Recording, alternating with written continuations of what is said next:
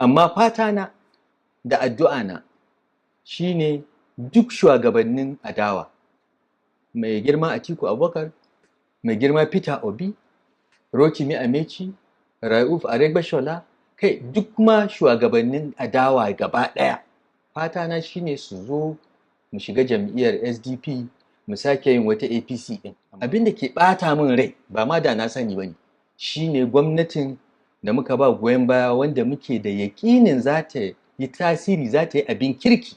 Domin duba abin da Tinubu ya a Lagos.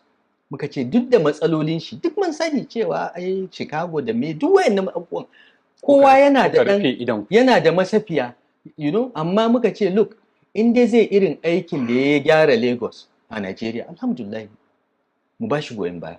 To ya kasa, ya gaza. Kana kan bakanka na wannan magana babu wani dattijo a Arewa?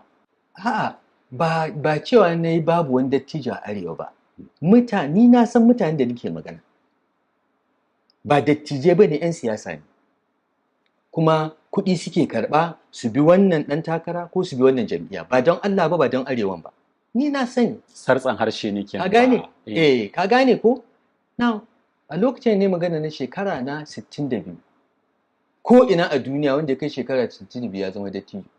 Dan kai shekaran ka 80, ni ba dattijo bane, kai ne dattijo. Kuma ni na fi ka gaskiya a area biyu. Na farko, ni na ba da kai na ma al'umma su zaɓe ni, su ban ƙuri'a. Kai baka taɓa yi ba, baka iya ba, baka taɓa cin zaɓe ba. Kai ne kawai ka ce kai shugaban Arewa ne, wa ya sa ka, wa ya zaɓe ka? Baka tunanin sun hango? Ina zuwa. Na biyu, na yi aikin gwamnati. Kai wasunsu sun yi, na san abubuwan da suka yi aikin gwamnati. Dan da wayanmu suka yi.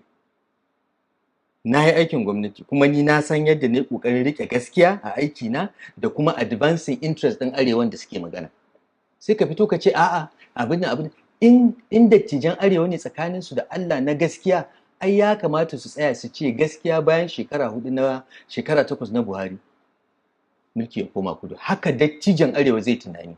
Amma ka san an ce shi dattijo yana da hangen nesa.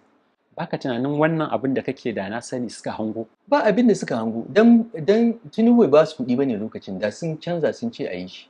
To yanzu mun san halin su, mun san su sarai. To yanzu ka shiga jam'iyyar SDP. Baka tunanin kana buƙatar su?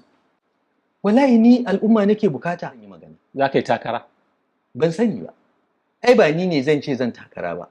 Jami'iya ce da mutane su ne za su ce ka zo kai takarar wannan ko wannan. Ko takarar da na yi na baya na gwamna, ai mutane ne suka je suka samu Buhari suka yi convincing din shi ya kira ne ya ce ka je kai takara. Kuma ni ban ma so in yi ba, domin ni ban taɓa takara, ban iya ba. Wataƙila tsohon mataimakin shugaban Najeriya Alhaji Atiku Abubakar na ciki. Ana ganin cewar a baya kamar kai masa butulci irin na siyasa. Yanzu kuma sai gashi ana ganin ku a tare haka.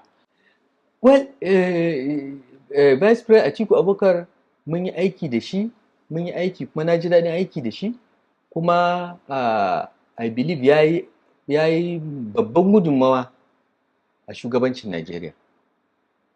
Amma ni ban taɓa mishi wani butulcin siyasa ba, because siyasa wata haɗa mu, aiki ya haɗa mu. Amma a cikin aiki idan na gaya ba daidai ba, ko shi wane ne, zan gaya mishi. Kamar na gaya ma Buhari, na rubuta mishi, kuma na gaya mishi mani da baki, kuma da muka kasa yadda da juna kan maganan canza kuɗi, na kai shi kotu, na gaya mishi. Yanzu alaƙa ku da Atiku tana nan daram kenan. Ni kamar yadda na gaya maka, mutane ne suke fitowa suna cewa Atiku an butulce shi, wani butulci aka yi mishi? Kamar ana tunanin an yi amfani da kai lokacin Obasanjo an kwantata masa. Lokacin da ya samu matsala da shi da shugaba Obasanjo, mun zauna dukanmu masu aiki da Obasanjo, mun tsaya mun duba all the facts, wane ne ya fi gaskiya, muka ce Obasanjo ya fi gaskiya. Ba maganan arewa bane ko kudu, Obasanjo ya fi gaskiya. Amma wannan ba siyasa bane, maganan wurin aiki ne. Kuma mun gaya mishi, kuma ya san dalili. Kuma yau ni da Atiku ai muna tare. Idan da haka ne halina, me yasa yanzu muke tare? Ya san gaskiya. Akwai yiwuwar Atiku zai koma SDP kenan. A wannan sai ka tambayi Atiku. Amma fata na da addu'a na shine duk shugabannin adawa, mai girma Atiku Abubakar, mai girma Peter Obi, Rotimi Amechi, Rauf Aregbesola, kai duk ma shugabannin adawa gaba ɗaya. Fata na shine su zo mu shiga jam'iyyar SDP mu sake yin wata APC ɗin, amma ba tare da an yi maja ko an